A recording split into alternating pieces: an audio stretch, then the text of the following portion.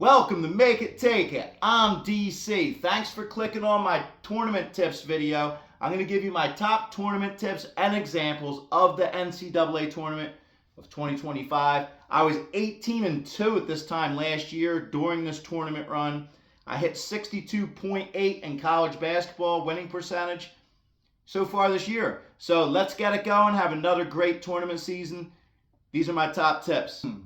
My number one tournament tip is teams that get upset as a high seed in the first round the previous year, they come back with revenge the next year. They come back with a vendetta, and they usually make nice runs. I have a couple examples where teams even won the whole thing. We have Virginia. They got upset as a 16 seed as a number one by a 16 for the first time ever. They came back and they won the whole tournament the next year. UConn, they were upset first round. Next year they came back and they won the whole tournament. So when you go out as a very high seed, I told you last year Purdue and Arizona were going to do it. From the year before that, Purdue went all the way to the finals. Arizona made a nice run. So this year we are looking at Florida, Auburn, Kentucky, Wisconsin, St. Mary's. They're all teams that went out last year as high seeds in the first round. And we know a couple of those teams, they can win it all. So look for them to make a far run.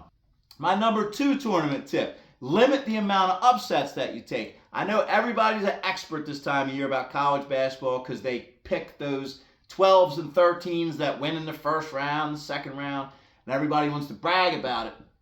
But in reality, the amount of times that really happens and they get past the second round is few and far between. I know St. Peter's went all the way to the Final Four a couple years ago, and I give some examples. George Mason did it one year, and VCU, when they were kind of unknown, they made that nice strong run.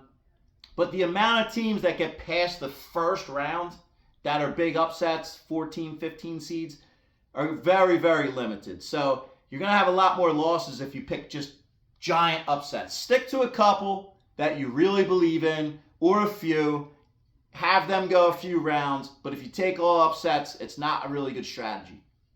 My third tip is the barely ins, the last fours, the teams that people say they made it by name only or they shouldn't be there this year.